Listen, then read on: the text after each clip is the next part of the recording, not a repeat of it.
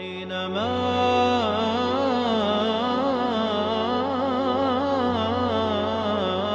صرنا أينما صرنا قلنا لا إله إلا الله. الحمد لله رب العالمين والصلاة والسلام على رسوله النبي الأمين وعلى آله وأصحابه أجمعين أما بعد.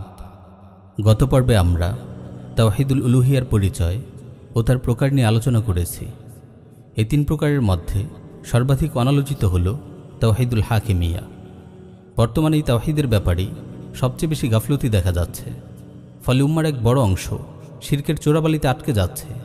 তাই আমরা তাওহীদুল উলুহিয়ার এই প্রকারটিকে আলাদা পর্বে আলোচনা করার সিদ্ধান্ত নিয়েছি। চলুন প্রথমে তাওহীদুল হাকিমিয়ার পরিচয় জানা যাক। তাওহীদুল হাকিমিয়ার পরিচয় প্রকৃতি। তাওহীদুল হাকিমিয়ার সংজ্ঞা দিতে গিয়ে আহলে ইলমগণ বলেন, ইফরাদুল্লাহি তাআলা ওয়াহদাহু বিল হুকমি ওয়াত তাশরিয়া, ফয়সালাকারী ও বিধান প্রণেতা হিসেবে একমাত্র আল্লাহ তাআলাকে গ্রহণ করা। এখানে একটি বিষয় আমাদের ভালোভাবে বুঝতে হবে যে তাওহীদুল হাকিমিয়ায় মূলত দুটি দিক আছে। একটি দিক হল বিশ্বজগতের শাসন, কর্তৃত্ব ও পরিচালনায় আল্লাহ তাআলা এক ও অদ্বিতীয় বলে বিশ্বাস করা। এই অর্থে তাওহীদুল হাকিমিয়া তাওহীদুর রুবুবিয়ার অন্তর্ভুক্ত।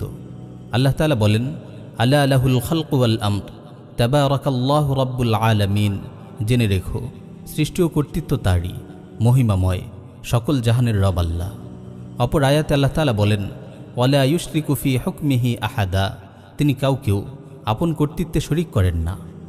অপর দিক হল আইন, বিধিবিধান ও বিচার ফয়সালার জন্য বান্দা একমাত্র আল্লাহ তাআলার শরণাপন্ন হবে, আল্লাহর নাজিলকৃত শরিয়াকেই নিজেদের সংবিধান হিসেবে গ্রহণ করবে এবং আল্লাহর জমিনে আল্লাহর প্রতিনিধি রূপে আল্লাহর আইন বাস্তবায়ন করবে। এই অর্থে তাওহীদুল হাকিমিয়া তাওহীদুল উলুহিয়ার অন্তর্ভুক্ত। তাওহীদুল হাকিমিয়া বলে আমাদের এই অর্থই উদ্দেশ্য, যারা আইন, বিধিবিধান ও বিচার ফয়সালার জন্য আল্লাহ তাআলার শরণাপন্ন হয় না, বরং আল্লাহকে বাদ দিয়ে গায়রুল্লাহ তথা তাগুতের কাছে ফয়সালার জন্য যায়, তাদেরকে মুনাফিক ও বেঈমান ঘোষণা করে আল্লাহ তাআলা পবিত্র কালামে মাজিদে ইরশাদ করেন, আলম তারা ইলাল্লাযীনা ইয়াজউমুনা আন্নাহুম আমানু বিমা উনজিলা ইলাইকা ওয়া মা উনজিলা মিন ক্বাবলিক ইউরিদুনা আন ইয়াতাহাকামু ইলাত তাগুত ওয়া ক্বাদ উমিরু আন ইয়াকফুরু বিহি ওয়া ইউরিদু আশ-শাইতানু আন ইউদিল্লাহুম দালালান বাঈদা ওয়া ইযা ক্বিলা লাহুম তাআলাউ ইলা মা আনজালাল্লাহু ওয়া ইলার রাসূল রাআইতাল মুনাফিকিনা ইয়াসুদ্দুনা আনকা সুদুদা। আপনি কি তাদের দেখেননি যারা দাবি করে যে আপনার প্রতি যা অবতীর্ণ হয়েছে এবং আপনার পূর্বে যা অবতীর্ণ হয়েছে তারা তার প্রতি ঈমান এনেছে, অথচ তারা তাগুতের কাছে বিচার প্রার্থী হতে চায়, যদিও তাগুতকে প্রত্যাখ্যান করার জন্য তাদের নির্দেশ দেওয়া হয়েছে এবং শয়তান তাদেরকে ভীষণভাবে পথভ্রষ্ট করতে চায়। তাদেরকে যখন আল্লাহর নাজিলকৃত শরিয়ার দিকে এবং রাসূলের দিকে ফয়সালার জন্য আহ্বান করা হয়, তখন আপনি দেখবেন মুনাফিকরা আপনার দিক থেকে মুখ একেবারে ফিরিয়ে নিচ্ছে। যারা আল্লাহর নাজিলকৃত শরিয়াকে নিজেদের সংবিধান রূপে গ্রহণ করে না, বরং মানবরচিত অন্য কোনো সংবিধানকে গ্রহণ করে, তাদের প্রতি হুঁশিয়ারি উচ্চারণ করে আল্লাহ তাআলা বলেন, আফা হুকমাল জাহিলিয়্যাতি ইয়াবগুন ওয়া মান আহসানু মিনাল্লাহি হুকমান লিকাওমিন ইউকিনুন। তবে কি তারা জাহিলিয়াতের বিধিবিধান কামনা করে? নিশ্চিত বিশ্বাসী সম্প্রদায়ের জন্য বিধান প্রণয়নে আল্লাহ অপেক্ষা কে শ্রেষ্ঠতর?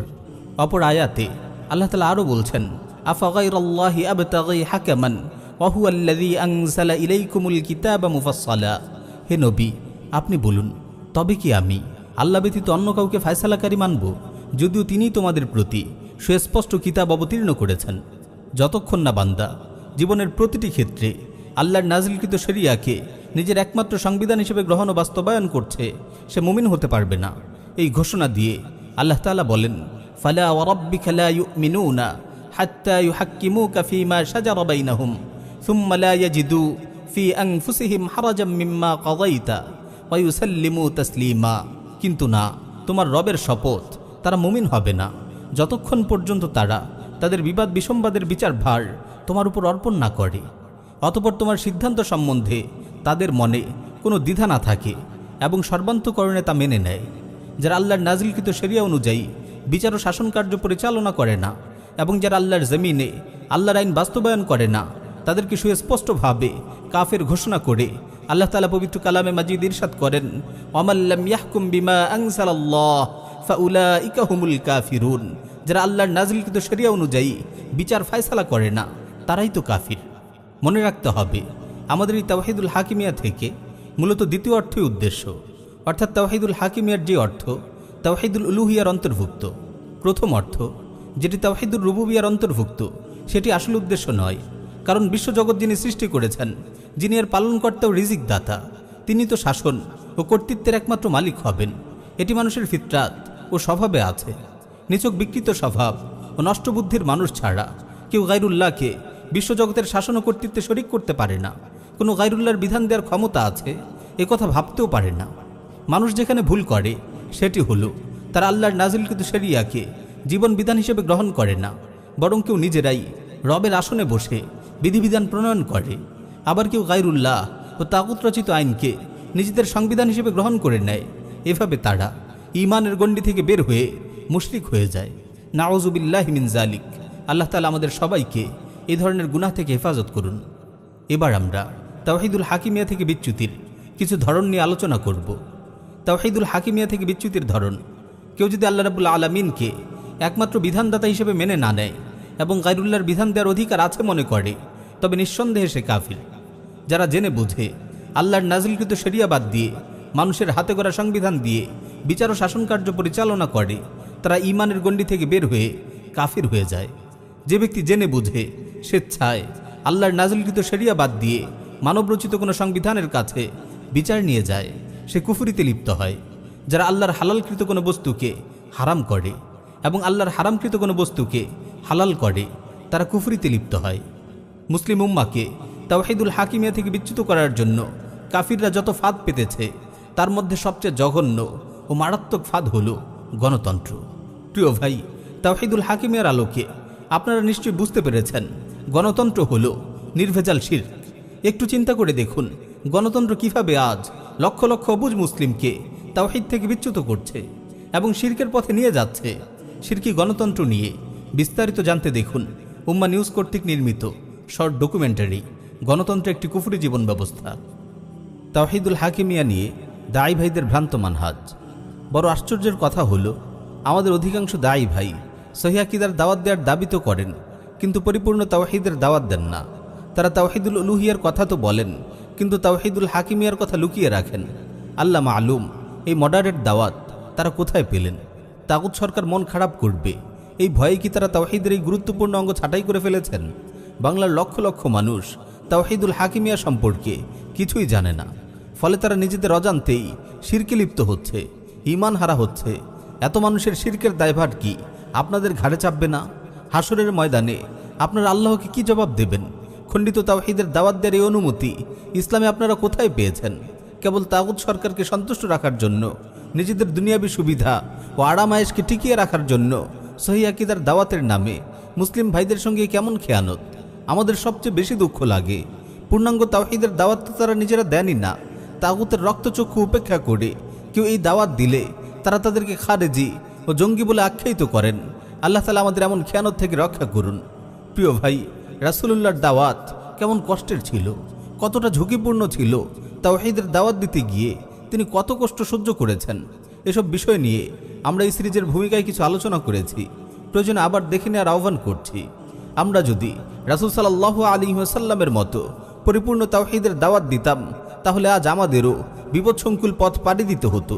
জালিম তাগুত কখনো আমাদের প্রতি সন্তুষ্ট থাকতো না, বরং আমাদেরকে পৃথিবীর বুক থেকে সরিয়ে দেওয়ার চেষ্টা করত, যেমনটি রাসূল সাল্লাল্লাহু আলাইহি ওয়াসাল্লামকে মেরে ফেলার চেষ্টা করা হয়েছে। আমরা এমন বুক ফুলিয়ে অহংকার ভরে বলতে পারতাম না, সাহস থাকলে বাইরে বেরিয়ে এসে তাওহীদুল হাকিমিয়ার কথা বলো। নাউযুবিল্লাহি মিন যালিক। যে দেশে কুফর ও শিরক রাষ্ট্রীয়ভাবে প্রতিষ্ঠিত, সে দেশে তাওহীদের দাওয়াতের নামে এই কিসের দাওয়াত চলছে? রাষ্ট্রীয় শিরকের ব্যাপারে এই নীরবতা কি শিরকে স্পষ্টভাবে সমর্থন করা নয়? প্রিয় নবী সাল্লাল্লাহু আলাইহি ওয়াসাল্লাম তো মক্কায় তার দাওয়ার প্রথম 3 বছর গোপনে তাওহীদের দাওয়াত দিয়েছেন, কিন্তু তিনি কি তাওহীদের খণ্ডিত দাওয়াত দিয়েছিলেন? তিনি শিরকি শাসন ব্যবস্থাকে মেনে নেয়ার অনুমতি দিয়েছিলেন? সুবহানাল্লাহ! তাওহীদের দাওয়াত দেয়া কত কঠিন, কত ঝুঁকিপূর্ণ তা রাসূলুল্লাহর সিরাত থেকে আমরা বুঝতে পারি। আমরা আরও বুঝতে পারি তাওহীদের দাওয়াত প্রতিকূল পরিস্থিতির কারণে গোপনে হতে পারে, কিন্তু তাওহীদের খণ্ডিত দাওয়ার অনুমতি ইসলামে শরিয়া আমাদের দেয় না। যখন বেশ কিছু মানুষ ইসলামের ছায়ায় প্রবেশ করল, আল্লাহ তাআলা রাসূল সাল্লাল্লাহু আলাইহি ওয়াসাল্লামকে প্রকাশ্যে দাওয়াত দেওয়ার অনুমতি দেন, তবে সাহাবীদের তিনি তখনও মুসলিম হওয়ার কথা গোপন রাখার নির্দেশ দেন। জালিমের হাতে গুম, খুন ও নির্যাতনের আশঙ্কায় তাওহীদের দাওয়াত গোপনে তো চলতে পারে, কিন্তু তাওহীদের খণ্ডিত দাওয়াত দেয়া কোনো অবস্থাতেই জায়েজ হতে পারে না। পরিশেষে আল্লাহ রাব্বুল আলামিনের কাছে দোয়া করি, হে আল্লাহ, যেসব মুসলিম ভাইয়েরা বুঝতে পারছে না তাদের আপনি বোঝার তৌফিক দিন। আমাদের সম্মানিত দায়ী ভাইদের পরিপূর্ণ তাওহীদের দাওয়াত দেওয়ার হিম্মত ও সাহস দান করুন। যত উলামা মাশায়েখ এই ভূমিতে দাওয়ার কাজ করছেন, তাদের দাওয়াকে আপনি মুসলিম সমাজের জন্য হেদায়েতের ওসিলা বানিয়ে দিন। আমিন ইয়া রাব্বাল আলামিন।